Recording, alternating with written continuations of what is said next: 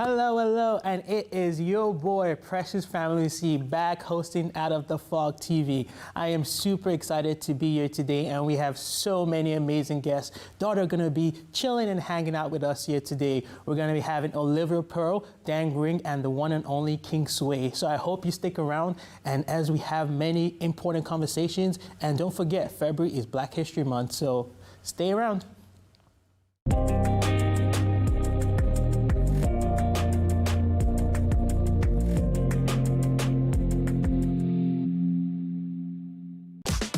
Feeling you get when you find your soulmate. Soulmates are hard to miss. February is Loveuary on W Network with all new movies inspired by love. Every Saturday night in Loveuary, including the continuation of the Wedding Veil trilogy that will sweep you off your feet. More Italian. Hallmark Channel's Loveuary. Back-to-back movies every weekend, only on W. You're watching Rogers TV St. John's. So, hello folks, sitting and hanging out with us today is Olivea Pear. Olivea, how are you doing today? I'm doing really well. Thank you for having me. Oh no, I'm super excited to have you on today. First question, can you tell us a bit about where you're from? So I am from a little town in Barbados called Ellerton. It's in a little park called St. George. Oh, Barbados. You know, when I think of Barbados, I think of the sun, I think of the warmth. So why Newfoundland? My mom is from here. My mother ran away from home. That's what she did. She came to visit her sister and her person. They were there, and she met my father on the beach, and they fell in love on the beach. It was really, really cute. They told me the story, and they moved here because, I mean, it's very expensive back there. Like, taxes are 17%. Wow. I mean, I miss my family so much, but here, I mean, there's a lot of better chances for education. So it is quite nice here, but I mean, I miss the home weather. Oh, definitely. Me, myself, originally from Nigeria, I miss the warmth. I miss the food a lot of times as well. Like fufu? Fufu, yeah, fufu, pounded yam, egusi. I go to Afro Kitchen and L all the time. You go to Afro Yes. Yeah, me too. Sometimes I look at my little budget, I'm like, how much did I spend on Afro Kitchen and L this week, right? So before we get into the deeper part of the conversation, I can see that you have a broken arm. What happened? So with martial arts, so I do judo. Okay. So the way I threw a punch, I threw it completely askew, and I broke my knuckles here, and I broke the other ones here, and the metatarsals in my hand. They're very, very, very messed up on the inside. Was that painful? Yes, very. I can imagine. So how long will you have the cast on? I'd say from a week to 2 weeks, possibly a month if it doesn't get any better. Okay, a month. But do you know what this month is? It's Black History Month. Are you excited about that? Of course. I love Black History Month. Me It too. really reflects on a time of all the amazing things Black people have done. But like we say, Black History Month is not just about a month. Black history should be celebrated every day. Every day, every year. Every day, every year. I love it. So, and we heard that you've been doing some work in your school. Would you be able to tell us about that? Yes, so I go to Holy Trinity High School. It's a small school in Torbay. Okay. It is the towns of Balleen, Pooch Cove, Torbay, and Flat Rock. So it's a very small community, outpour communities in the Avalon Peninsula.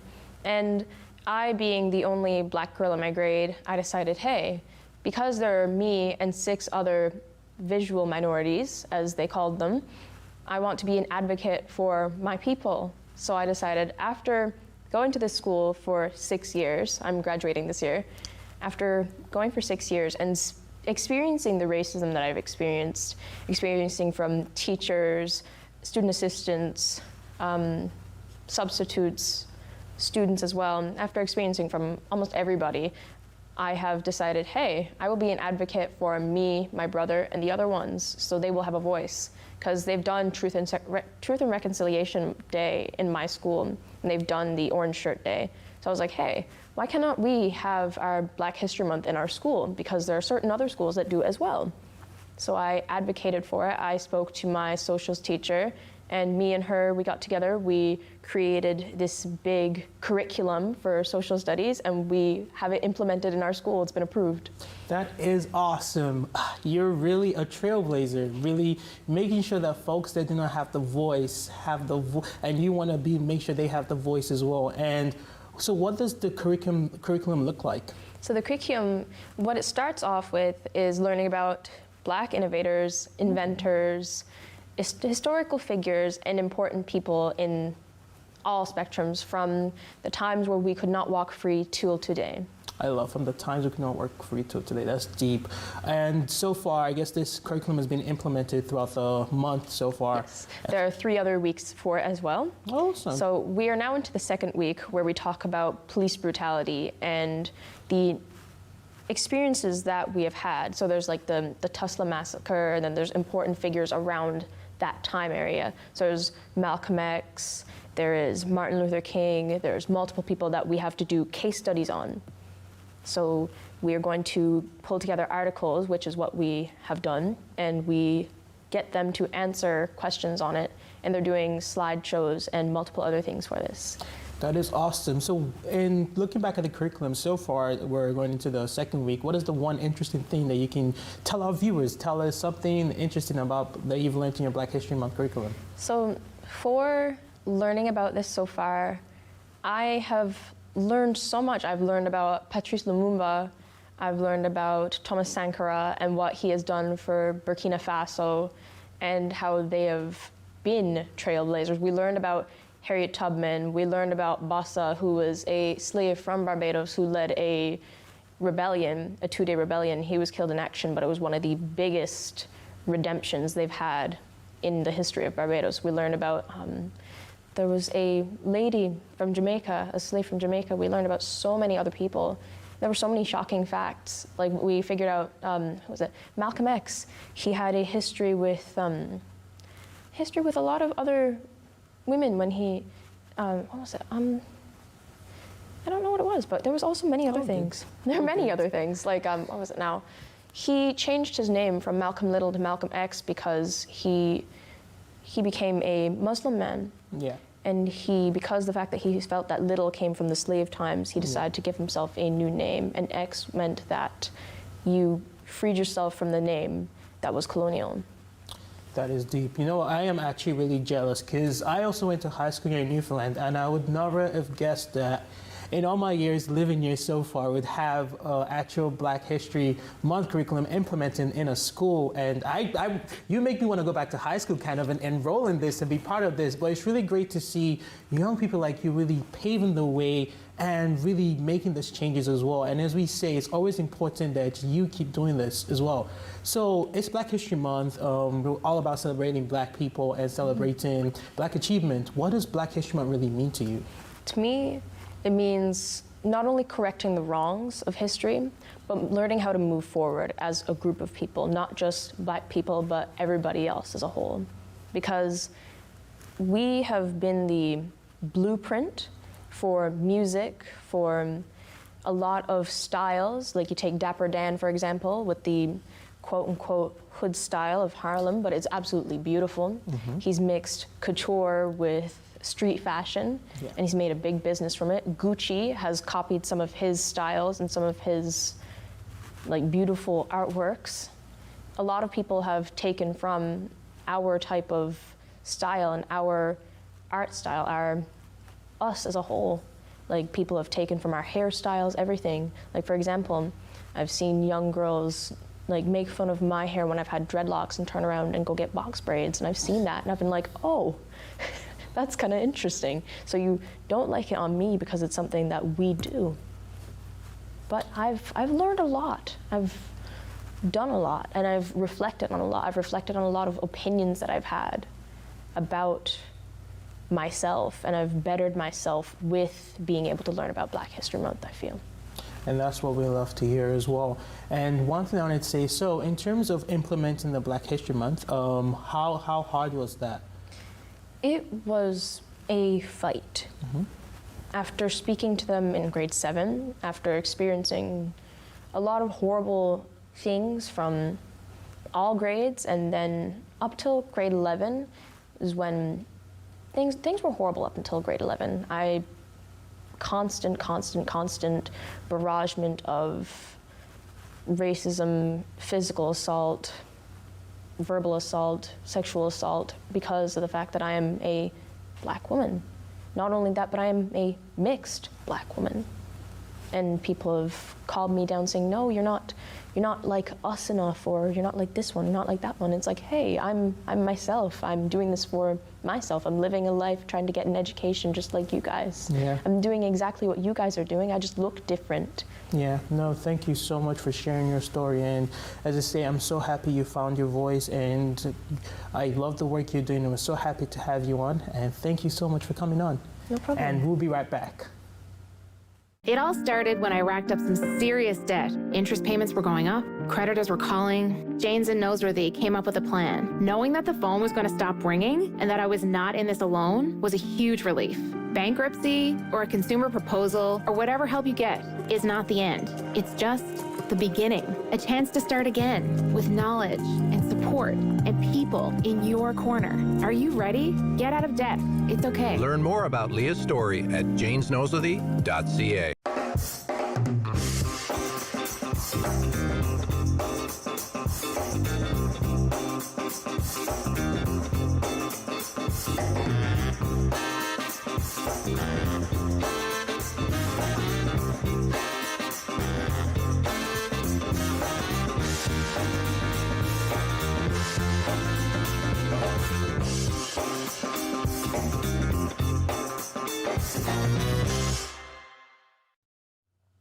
Sitting on the couch, we have today Deng. What's up? How are you doing? Not much. I'm good. Thanks for having me here today. It's awesome to be here. We're super excited to have you. So looking at it, you're tall. You're very tall. A little bit, not too tall. Not too tall. No. So is there a specific sport you play? Or? Basketball, actually. Like Okay. a lot of people couldn't guess that from my length or anything. They usually go with, are you a bowler? Are you a bowler? Curling player, maybe.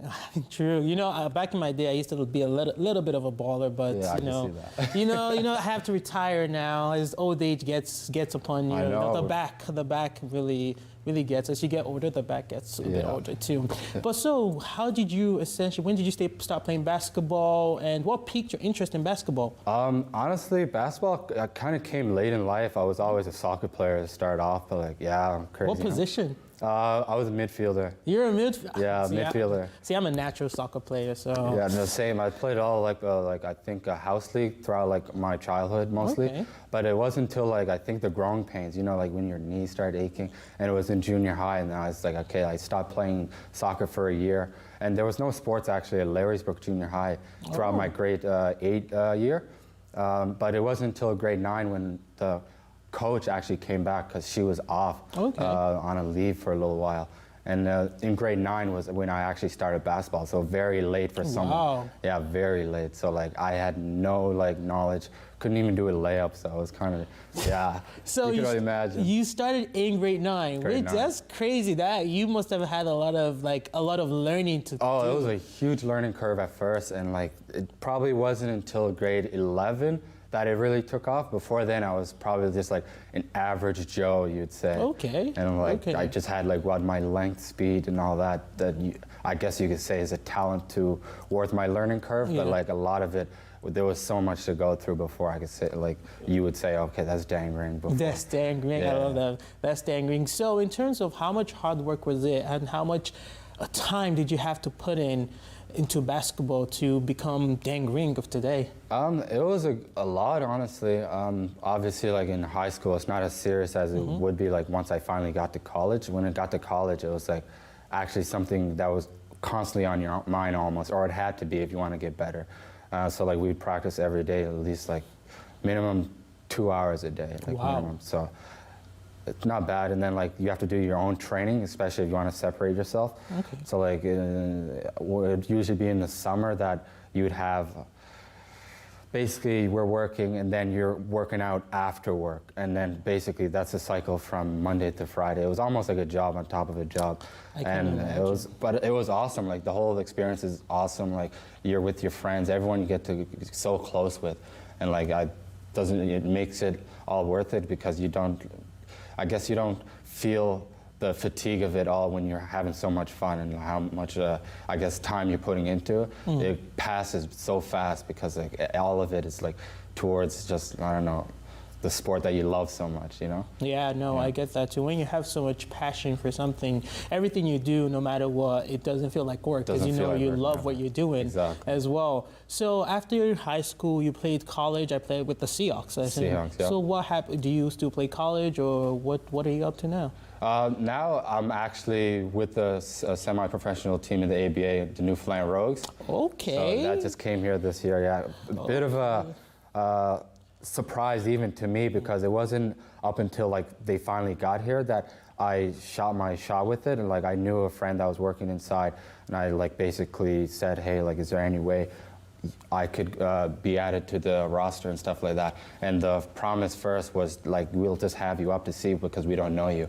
So like I was just a practice player and I actually worked my way up, and they were like, okay, like you actually show a lot of promise. You're actually decent and good player. We want you on the team. Hey, and so like good. I basically worked my way like 10 days just practice player to like 20 days later, it's like, we want to sign you.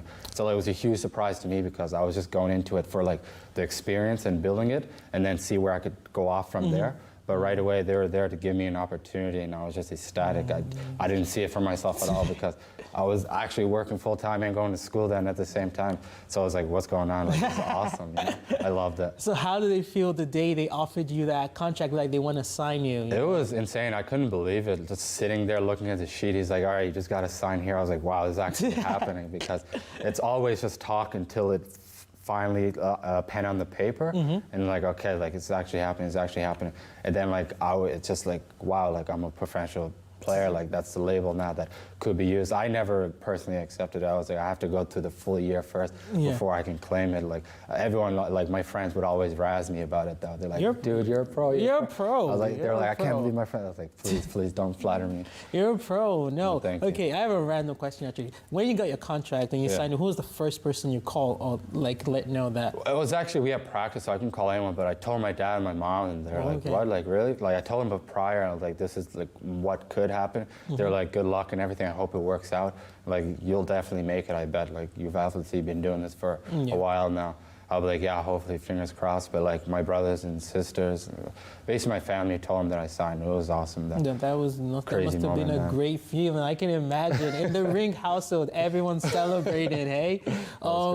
Yeah, so the season's a bit of on a pause right now because of COVID, but what are you, so you're hoping to get back to play a bit more, or what is the I mean, plans? that's all we could do right now. Like with the whole league, we're not too sure because teams have to fly to us, and like they don't want to do this whole 5 days quarantine and then play. So we had to put like the whole season and operations on just pause and see going forward. But like that's on the management side to handle. And then basically I just have to wait on the news. But they told us around December 28th is when they broke it to us. They're like, we're going to be on pause until further notice because we're on like level 3 we were lockdown here. So like that kind of was a bummer, especially to all the athletes. Because now like we're just like, I guess, waiting around, we're not even practicing. Not even practicing either. Oh wow! Yeah, because a lot of guys had to leave because it was during holidays too, right? Oh, okay, that makes and all of them are from America, so they want to be with their families. They're not going to wait here. Well, hopefully we can get out to some games, and hopefully the restriction eases up, that people can come down to the Mary Brown Center and watch you guys shoot those threes, see you get a dunk as we need the fans. We need the fans. Yes, the team is nothing without them. Yes, exactly. And hopefully we can all be there shouting, Deng, Green, Deng, Green, Deng, Green. And you got to treat us to a special dunk, you know. But yeah, no, that is so awesome, and I'm so glad to see your progress. Like you said, you started basketball at such a late age, but you were able to work hard and actually become a professional basketball player. Yeah, big feat in my personal eyes. And that's what we love to hear, and that's why we love having you on the show. Thank you so much, and thank you for having me. It was a pleasure. Thanks, and we'll be right back.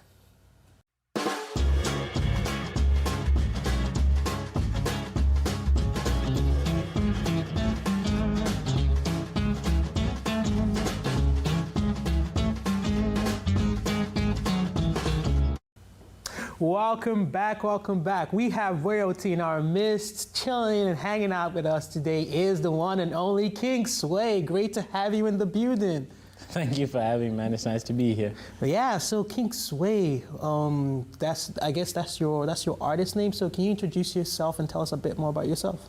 Okay, well, by day I go by Farai. At night I go by King Sway. Okay. I am a hip-hop artist by origin. I do dabble in many different genres, but I basically mainly rap. Okay. I got a few rhymes, but I'll show you those after the show is over. You know, I'm not trying to embarrass myself on TV, but I'd love to see them. Yeah, I think we should collab on something. You know, Fresh Press fix King Sway. Do you think that works? You can be the featuring artist. Working from there. Wow. Okay, superstar. Anyway, so in terms of music, how was your musical journey to become, or what inspired you to become a rapper, really? Funny enough, I actually started out as a singer. Oh. Yeah, I know. Most people give me that look too. But that was before puberty, and that time period didn't go so well for me vocally. Then I moved on to poetry, and then one of my friends introduced me to hip-hop, and I fell in love with it from the get-go. Wow. So who was the first ever artist or rap artist you listened to that really influences a lot of your music in the past and now? The first ever rap artist I listened to was actually Lil Wayne. He featured on the song I'm So Paid by Akon. Okay. That was the first time I heard a rap, and I was like, I like this. Okay. And like today, who are your current artist inspiration, really? Like who inspired you to further your rap art more and more and to be a better rapper? I think I take different things from different artists. Mm-hmm. Like I study Drake because I want to emulate that level of continued success. I study the creative aspects of the Kendrick Lamars and the Kanye West, and then the flows of the J. Cole. So it's like different artists, even local artists here. I kind of hear different interesting sounds. I kind of merge into one. So how long have you been in St. John's, if you don't mind me asking? I've been in St. John's since 2017, so this is my 5th year now. 5th year. So how has the music scene changed from your perspective as a rapper in St. John's? I will say that when I first got here, I felt like there was a lot of barriers in terms of the genres that were showcased throughout the province, and I've kind of seen that dissipate a little bit. Okay. There's more diversity in the music scene now. There's more effort to kind of look out of the folk and traditional music and kind of go into the less than known genres. There's still a long way to go, but the progress is there. Okay. And so from my personal research, one of the key things I think that attract me to music is you really focus on mental health. So why is that important to you? I believe that as musicians, we have a platform to tell a story, and the story that you tell matters. And for me, I tell stories from my personal experiences, and that is something that I struggled with over the past 2-3 years.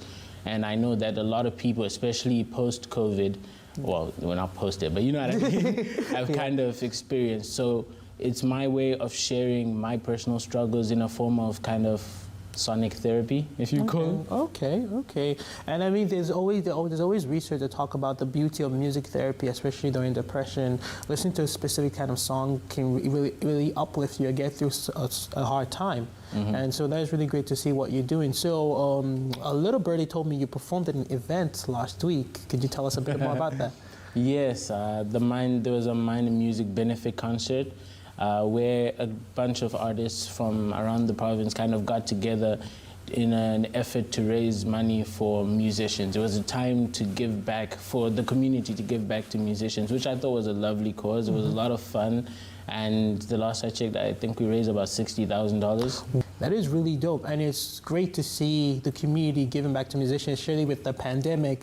And one of the people that got hit the most was musicians, because you can perform live, but we saw home concerts as well. Did you ever do like a home concert or a virtual concert? I did, but those were a pain, a real pain. Trying to get angles with an iPhone is not easy. Hopefully, maybe you can do one in our studio here at Rogers, hey? We'll talk about that. Okay. So February is a really important month to me, and I know to a lot of the viewers as well. It's Black History Month. So the question I want to leave you with is, what does Black History Month mean to you? To me, I think Black History Month is a time where we look back and we celebrate the accomplishments and the great things that Black people have done, regardless of origin or walks of life. It's a time where we can kind of celebrate how far we've come and what the future holds. Now, I take it a bit further than just looking back. I like to look forward as well and kind of see what opportunities do I personally have now that I wouldn't have had back then. And then you kind of like broaden that. Yeah. And that's what Black History Month is to me. It's a time to not only remember what has happened, but to remember that we're still working towards something. Okay, that is, I think that you put that really elaborately and really well as well. But if our viewers were to look you up now on Spotify, look up your music, what is if they only could listen to one song that you have out there, what is the one song? I know you like all your songs and everything, but what is the one song you really recommend them to listen to? I think Addiction would be the song that I would recommend anyone to listen to, because it's the song where I've been most honest with myself. There are two parts to it, but in both parts I kind of give a detailed breakdown of how I feel inside, regardless of what I show on the outside. Wow, wow. There you have it, folks. And so your name on Spotify is King Sway, right? And is there any other platform they can reach you or listen to your music? Yes, sir. My music is available on Spotify, Apple Music, Deezer, YouTube, SoundCloud, AudioMac, any streaming platform really. Is also available on my website, swayonair.com. Okay, check out King Sway, check out Addiction. I know I'm gonna have that song on repeat constantly, and I hope you check it out as well. Thank you, and we'll be right back. If you have a comment about this program, we'd love to hear it. Email or call us, or send us your feedback through social media. Wow, what a show we had. We had so many amazing people doing amazing things in their field. We had Olivea, Pear, who's a youth advocate, and she's doing some great work in teaching people about Black history and the importance of having a conversation, of learning what Black people have done in the past and the future of Black people. Deng breaking down the barriers and being a professional basketball player through all his hard work. And King Sway leading the difficult conversation on the importance of mental health and using his music to really bless other people as well. I really hope you enjoyed today's show, and thank you so much for tuning in. Have a great day. If you have a comment about this program, we'd love to hear it. Email or call us, or send us your feedback through social media.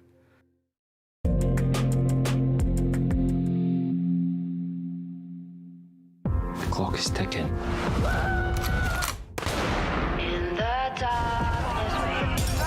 If you only help them, then I will. I can't be two things at once, Claire. A rebel, a loyalist, agent for the crown and an enemy of the king. King's counting on you, Mr. Fraser. You can't live your life afraid of being who you are. Outlander. New season Sunday, March 6th. Exclusively on W.